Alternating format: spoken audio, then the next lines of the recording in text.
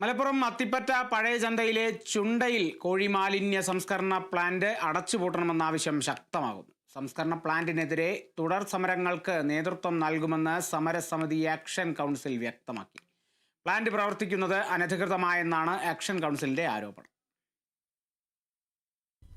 എടയൂർ പഞ്ചായത്തിലെ അത്തിപ്പറ്റ പഴയ ചന്തയിലെ കോഴിമാലിന്യ സംസ്കരണ പ്ലാന്റ് അടച്ചുപൂട്ടണമെന്നാവശ്യപ്പെട്ട് പ്രദേശവാസികളുടെ നേതൃത്വത്തിൽ സമരങ്ങൾ നടന്നുവരികയാണ്.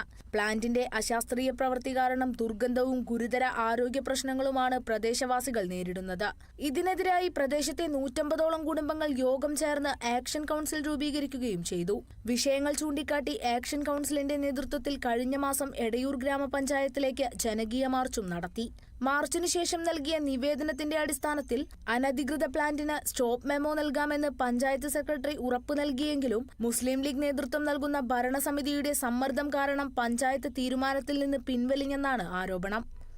നമ്മൾ 6-ാം തീയതി തന്നെ പഞ്ചായത്ത് ഭരണാധികാരികൾക്ക് സെക്രട്ടറിക്ക് ഉൾപ്പെടെ നിവേദനം നൽകുകയുണ്ടായി. അതിൻ്റെ പ്ലാനിൻ്റെ പ്രവർത്തനം നിർത്തിവെക്കണം, സ്റ്റോപ്പ് മെമ്മോ നൽകണമെന്ന് ആവശ്യപ്പെടുന്ന സ്ഥിതിയാണ് ഉണ്ടായത്. അതിനുശേഷം ആവശ്യമായ നടപടികളുണ്ടായില്ല.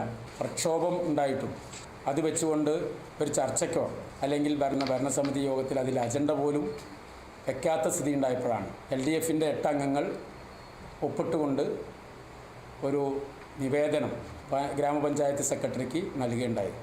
ആ പരാതി അന്നത്തെ ബോർഡ് യോഗത്തിൽ ചർച്ച ചെയ്തു. പ്ലാന്റ് പ്രവർത്തനം ആരംഭിച്ചതു മുതൽ 4 വർഷമായി പ്രദേശത്തെ ജനങ്ങൾ ദുരിതജീവിതം അനുഭവിക്കുകയാണ്.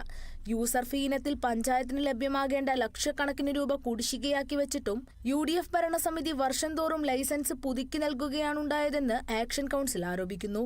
മാത്രവുമല്ല, ജൈവവളം ഉൽപ്പാദിപ്പിക്കുന്നതായി കാണിക്കുന്ന പ്ലാന്റിന് കൃഷിവകുപ്പിന്റെ അനുമതിയുമില്ല. വ്യക്തി താൽപര്യം മാത്രം മുൻനിർത്തി പ്രദേശവാസികളെ പ്രതിസന്ധിയിലാക്കുന്ന പഞ്ചായത്ത് ഭരണസമിതിക്കെതിരെ തുടർ സമരങ്ങൾക്ക് നേതൃത്വം കൊടുക്കാനാണ് ആക്ഷൻ കൗൺസിൽ തീരുമാനമെന്നും ഭാരവാഹികൾ വ്യക്തമാക്കി.